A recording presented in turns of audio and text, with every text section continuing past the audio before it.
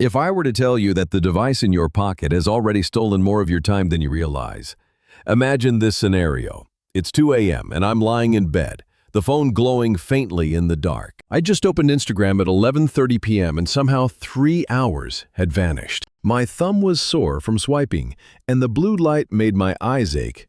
I have felt empty, like I'd just eaten a digital junk meal for hours. That moment became my wake-up call. I realized I wasn't actually living my life.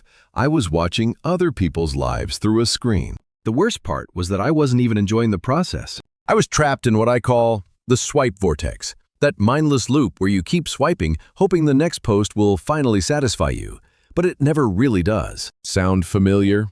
What truly woke me up was when I calculated that I was spending almost 7 hours a day on my phone. 7 hours. More than I was sleeping, more than I was working. I was literally living in a 5-inch box and didn't even know it. But here's the plot twist. I didn't go cold turkey. I didn't throw my phone in the drawer and become a digital hermit. Instead, I discovered something far more powerful. I learned how to create a life so full that my phone became irrelevant. Let me tell you how I did it, starting with the strategies that saved me thousands of hours. Chapter 1. The Power of Purpose. The first breakthrough came when I realized a profound truth. I wasn't addicted to my phone. I was addicted to escaping boredom. Every time I felt that overwhelming empty space, my hand would instinctively reach for my phone like a conditioned reflex. So, I decided to hack this reflex instead of fighting it. I armed myself with a better alternative, a clear plan. Here's what I started doing every night. I'd spend 5 minutes writing down 3 specific things I wanted to accomplish the next day. Not vague goals like be more productive, but concrete actions like organize my dresser, call Sarah to catch up, or learn 5 new Spanish words. The magic wasn't in the tasks themselves, but in having an answer to that dangerous question, what should I do right now? Because when you don't have an answer, the brain defaults to the path of least resistance, mindless swiping.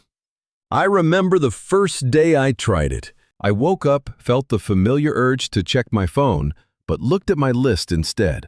The first item was make a real breakfast instead of just grabbing a granola bar. This seemingly simple act gave me direction. And you know what happened? I didn't waste the first hour on Instagram stories. I made pancakes, actually tasted my food, and started my day with a sense of accomplishment instead of fragmentation. Chapter 2. The Deletion Method.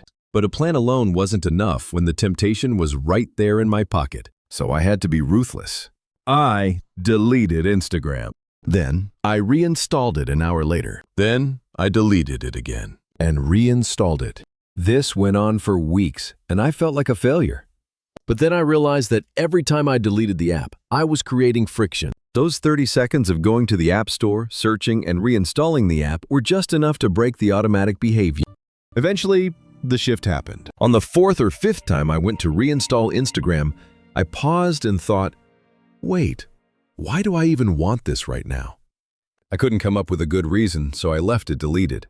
The key is that addiction thrives on convenience. When swiping is frictionless, you do it without thinking. But add even a tiny obstacle and you force your brain to make a conscious choice.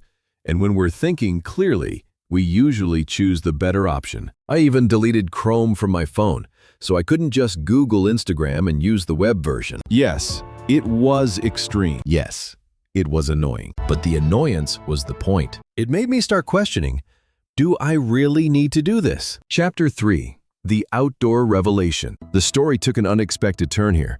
With all this new time and nowhere to swipe, I did something I hadn't done in years. I got bored. Truly, profoundly bored. But instead of panicking and grabbing a screen, I decided to sit with it. I grabbed my keys and just walked outside with no destination. That walk changed everything for me. I started noticing things I'd never seen, even though I'd lived in that neighborhood for 3 years. There was a little bookstore tucked between 2 buildings that I had walked past 100 times but never truly saw. There was a coffee shop with an outdoor patio where people were actually talking. I began to make it a daily challenge. Spend at least 1 hour outside with no plan. Sometimes I'd discover a new corner of the city. Sometimes I'd just sit in the park and people watch. Sometimes I'd strike up a conversation with a stranger.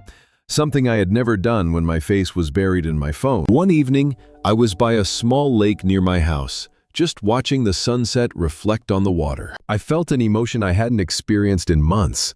True contentment. Not the fake dopamine hit of a like, but a deep satisfaction from simply being present in a beautiful moment. It was then that I realized that social media had stolen more than just my time.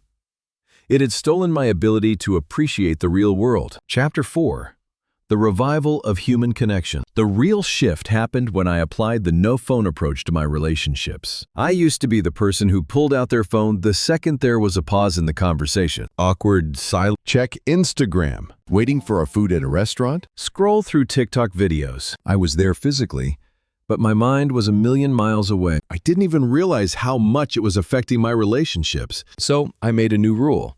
When I was with other people, my phone stayed in my pocket. The first time I tried it was during a dinner with my college roommate, whom I had drifted apart from over the years. Our conversations had become superficial, punctuated by phone checks. But this time I kept my phone away and truly listened as he talked. Without the constant interruption, our conversation went deeper. We talked about his career struggles, my fears about the future, and old college memories we hadn't shared. By the end of the night, we both agreed it was the best conversation we'd had in years. I started doing this with everyone, at family dinners, coffee dates, and even casual get-togethers. Yes, there were uncomfortable silences. Sometimes I had to learn to carry the conversation without relying on showing a funny video. But those moments of boredom often led to the most profound connection. I was not unaware of the irony of it all. In trying to stay connected through social media, I had grown distant from the very people who mattered. Chapter 5. Finding your North Star. I realized I needed to move beyond just avoiding my phone. I needed something more worthy of pursuing. It started small. I had always wanted to learn to play the guitar, but never had the time. Suddenly, I had 7 extra hours a day, so I bought a cheap acoustic guitar and committed to practicing for 30 minutes every day. Those 30 minutes became the highlight of my day. Unlike swiping, which left me feeling empty, practicing the guitar gave me a sense of accomplishment. I was building something. I was creating something. I was becoming a new person. But what I didn't expect was that having this one meaningful activity made it easier to add others. I started reading books again, real physical books, not just captions and comments. I started cooking elaborate meals instead of ordering takeout. I even started a small garden on my apartment balcony. These activities all had something that social media couldn't provide. They required focus, showed tangible progress, and enriched my life instead of just consuming my time. The guitar became a symbol of my transformation. Every time I felt like swiping, I just had to look at it and remember that there was something better to do. Something to create with my own 2 hands. Chapter 6. The Ripple Effect. 6 months into this journey, something unexpected happened. People started asking me what I was doing differently. They said I seemed more focused, more present, and more like myself. I realized that breaking free from my phone addiction didn't just give me back my time. It gave me back my attention, my curiosity, and my ability to be fully present in my own life. The changes went far beyond what I had imagined. I slept better because I wasn't scrolling before bed. My anxiety decreased because I wasn't constantly comparing my life to someone else's highlight reel. My creativity increased because my brain had space to think. But perhaps most importantly, I felt like I was living my own life again, not just observing someone else's. Now, I'm not saying you have to become a digital hermit or throw your phone into the ocean. Technology at its core is not evil. It's just a tool. The question is, are you using the tool, or is the tool using you? With that, thanks for watching. Until next time.